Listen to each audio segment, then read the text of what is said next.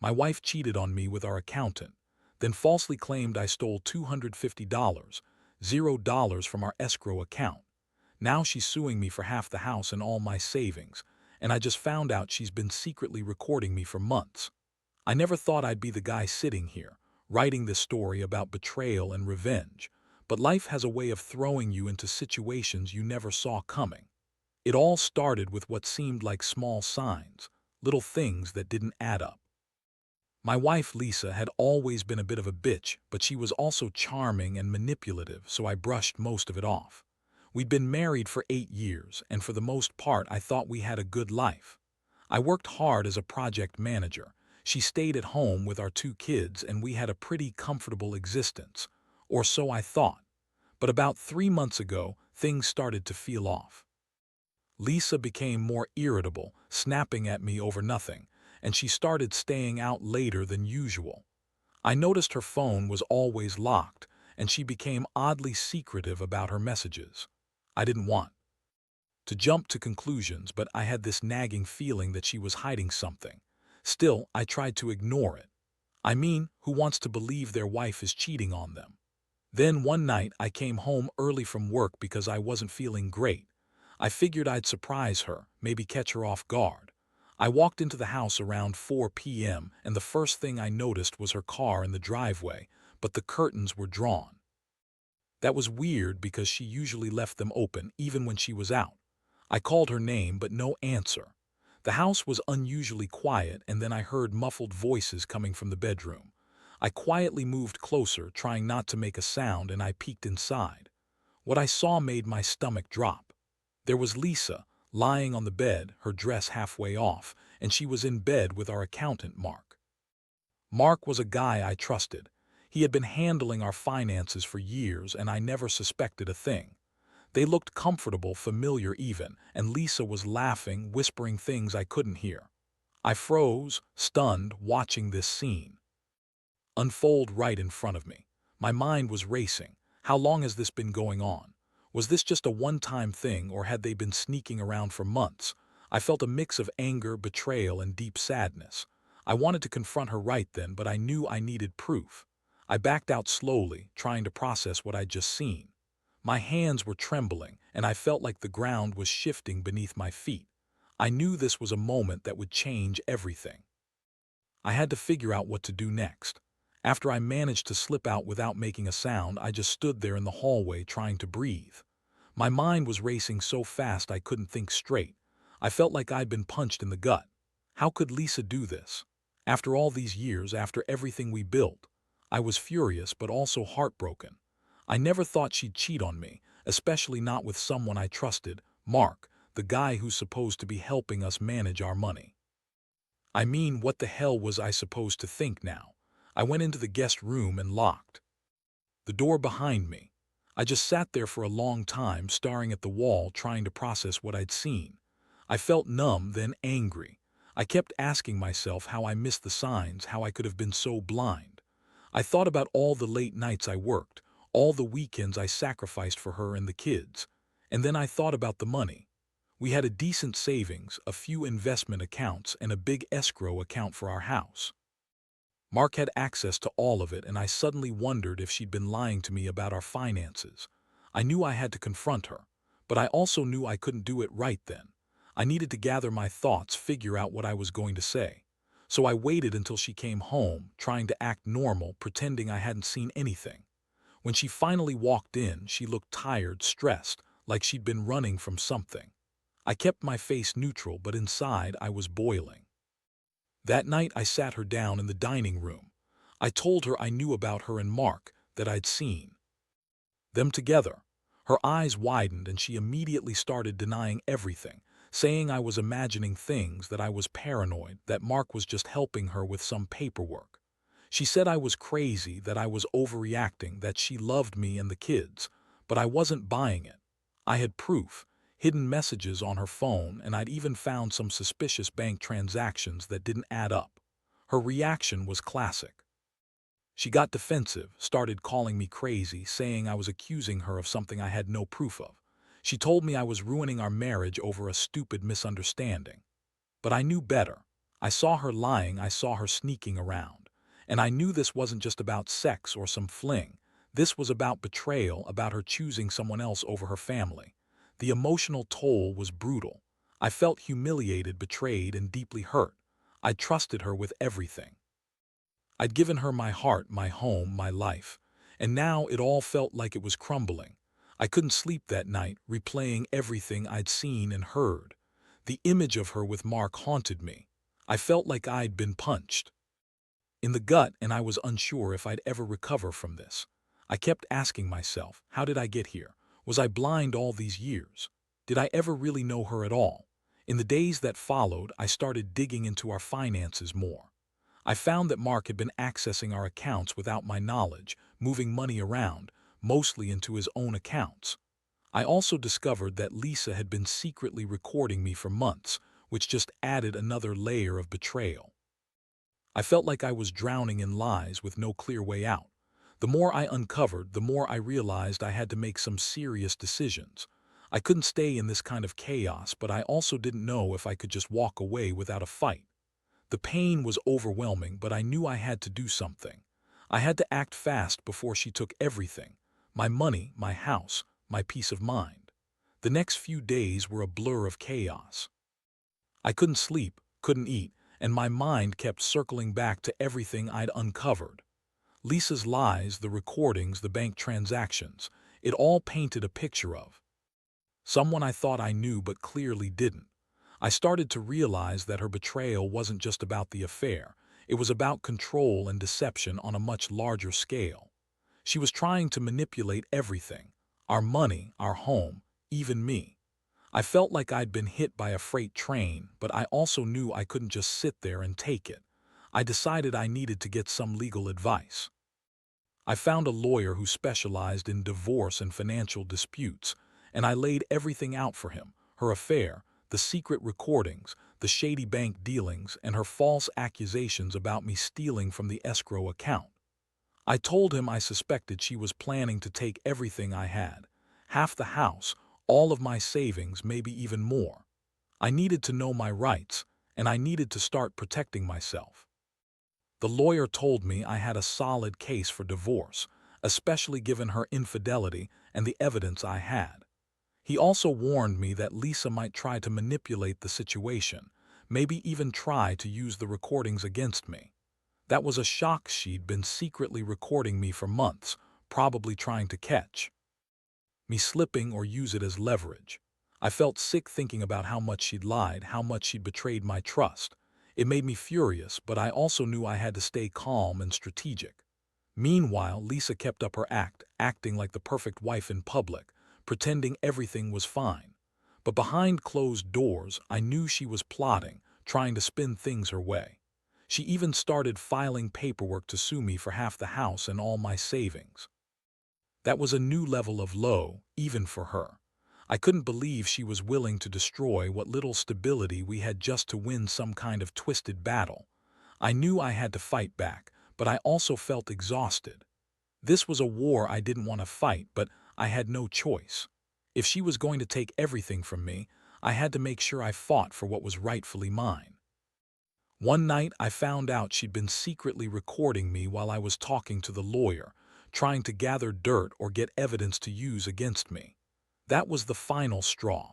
I realized she'd been planning this from the start. I was furious. She'd lied to my face, played the victim, all while secretly spying on me. It made me think about all the times I'd trusted her, all the moments I'd shared with her, and how they'd been a lie. That's when I decided I couldn't stay silent anymore. I needed to turn the tables. I started gathering my own evidence, saving the bank statements, copying the recordings she'd taken, and documenting every suspicious transaction. I also hired a private investigator to look into her financial dealings and her relationship with Mark. The more I uncovered, the clearer it became that she was trying to manipulate the entire situation to her advantage. She wanted the house, the savings, everything I worked for. She was willing to burn everything down just to win. I knew I had to act fast if I wanted to protect myself, my kids, and whatever was left of my dignity. The betrayal was deep, but I was determined not to let her win without a fight. The day I finally sat down with my lawyer again, everything changed.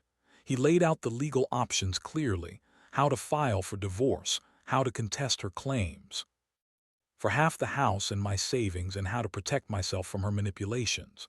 We discussed the evidence I had gathered, her secret recordings, the bank transactions, and the fact that she'd been lying about everything. I could see the wheels turning in his mind. He knew what kind of game she was playing.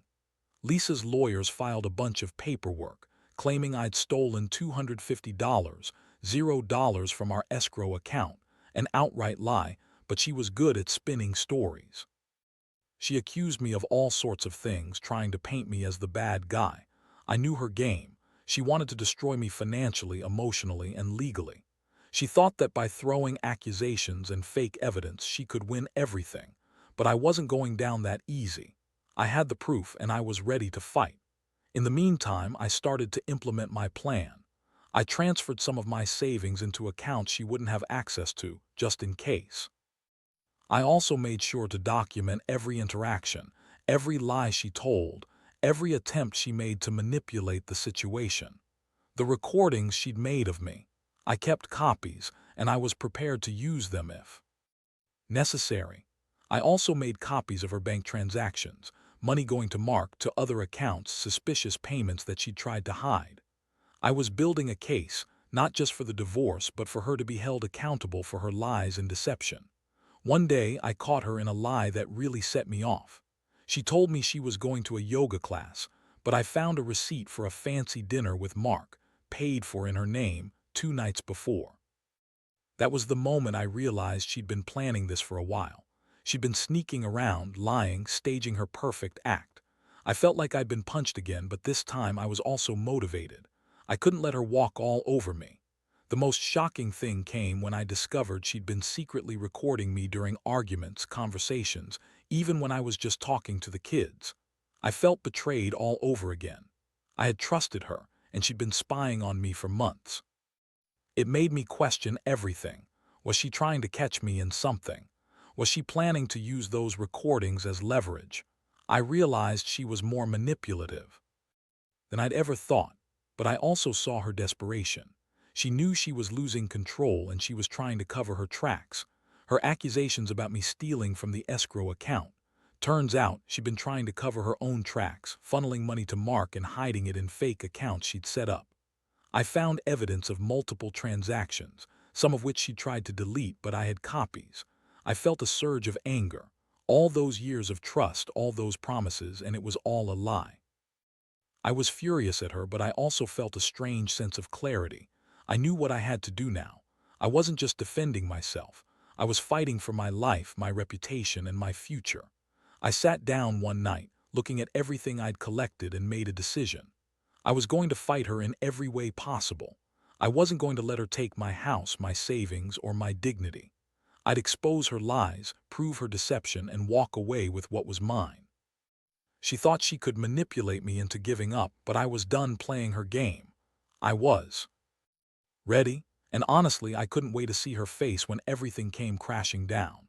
The court date finally came, and everything I'd prepared for was on full display. I walked into that courtroom knowing I had the evidence to back up my claims: her affair, the secret recordings, the shady financial dealings, and her false accusations about the escrow theft. I felt a mixture of anger and relief. Anger because she'd betrayed me so deeply, but relief because I finally had a chance to set things straight. Lisa played her part well, crying, acting like the victim, claiming I'd been controlling and abusive. She spun a web of lies about how I was trying to ruin her, how I was the one stealing from the house, and how she'd only been trying to protect herself. Her lawyer pushed her narrative, but I had everything documented. The bank statements proved her money was going elsewhere, the recordings showed her plotting, and the timeline of her affair with Mark was airtight.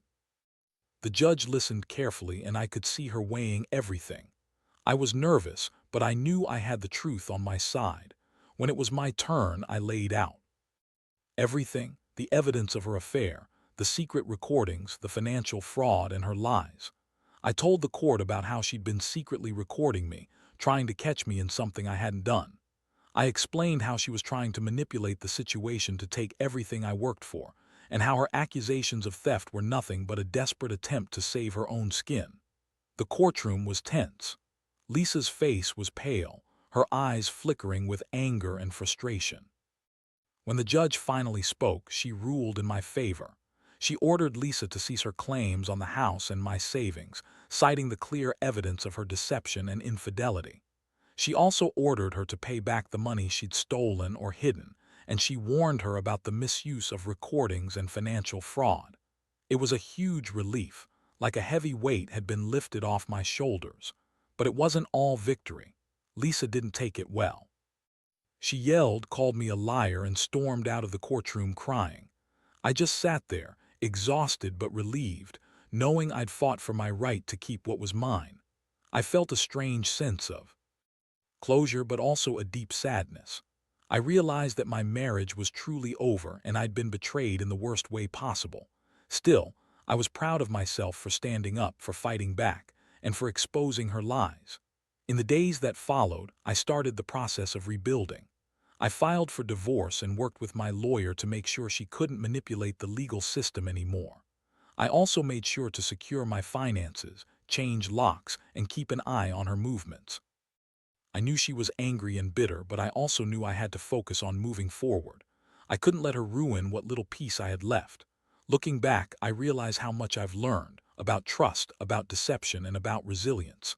I wish I could say I felt completely healed, but honestly, I still feel the sting of betrayal every day. Still, I know I did the right thing. I fought for my dignity, my money, and my home, and I'll never let anyone manipulate or lie to me like that again. If there's one thing I want others to understand, it's this: don't let betrayal destroy you. Fight for yourself, no matter how hard it gets. Because at the end of the day, your integrity is all you've got. After everything was settled legally, I finally took a deep breath and started to piece my life back together. The house was quiet now. No more Lisa sneaking around, no more recordings, no more lies. The feeling of betrayal still lingered, but I was determined to move on, to rebuild trust in myself and in the idea that I could come out of this stronger. I moved out of the house, took the kids for a fresh start, and began focusing on my future. I learned some hard lessons along the way about trust, about the danger of secrets, and about the importance of protecting yourself from people who will lie and manipulate just to win. I realized that I'd been blind for a long time, but now I saw clearly. I won't let anyone take advantage of me again. I also reflected a lot on Lisa's motives. She was always a bit bitchy, manipulative, and self-centered, but I never thought she'd go this far. Her affair, her lies, her attempt to ruin me financially, none of it was about love or even about the marriage. It was about control, about her wanting everything without regard for what I deserved or what the truth was. That realization hurt, but it also made me more cautious. I'll never trust blindly again. Looking back, I'm grateful I had the strength to fight back and stand my ground. The legal victory was just one part of it. More important was the emotional victory of reclaiming my dignity. I learned to trust my instincts again, to listen to the small signs I'd ignored for too long. And I learned that sometimes the only way out is to face the storm head-on and fight for what's rightfully yours. Now I'm focused on rebuilding my life. The kids are doing okay, and I'm working on my career again. I've started therapy to deal with the emotional scars, and I'm learning to trust again, slowly, carefully. I still have bad days, days when I feel the sting of betrayal, but overall, I feel stronger. The experience has changed me, no doubt, but I refuse to let it define me. If there's one piece of advice I can give anyone reading this, it's this: never ignore the red flags. Don't let the fear of confrontation or the hope that things will change keep you from seeing the truth. Protect yourself, financially, emotionally, and legally. And when the betrayal comes, don't be afraid to fight back. Sometimes, the only way to truly move forward is to confront the darkness and emerge on the other side, battered but better for it. I did, and I'm finally starting to see the light again.